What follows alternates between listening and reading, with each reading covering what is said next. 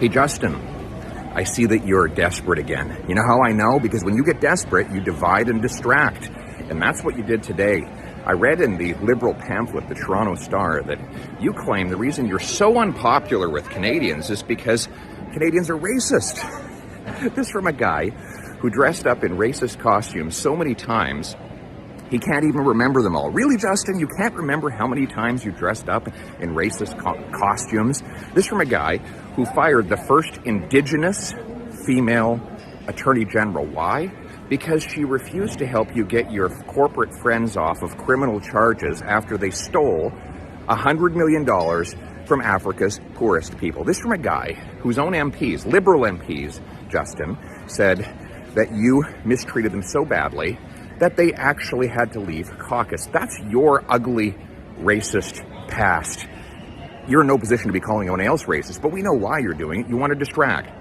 You want people to be afraid.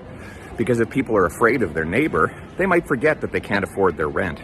If they're afraid of their fellow Canadians, they might forget that under your watch we have 40-year highs in inflation. People can't afford to eat, that there are 1.5 million people going to food banks every single month, that food banks have had people ask them for help in committing suicide because life has become so miserable under your watch, that you want people to forget, to be fearful so that they forget that crime has gone up. So what have you done?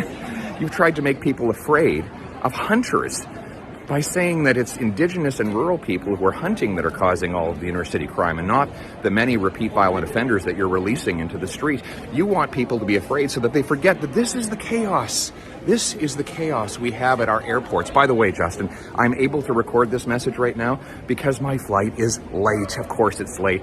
Flights are always late since you became Prime Minister. The federal government is responsible for air transportation. Yes, that's you, my friend.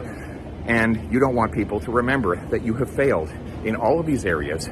So you divide to distract. Well, we're not going to let you do that anymore. We're going to point out that these failings are your failings. They're not the failings of the Canadian people. In fact, the Canadian people want us to turn the hurt you've caused into the hope that they need. And that is what I am going to do. We're going to make this a country that rewards work again, where the dollar has purchasing power, where planes actually take off on time, and where our streets are safe. That is the hope that is going to unify us, and unity is what we need. Instead of your divide and distract, we will unite for hope. Now, I got a plane to catch.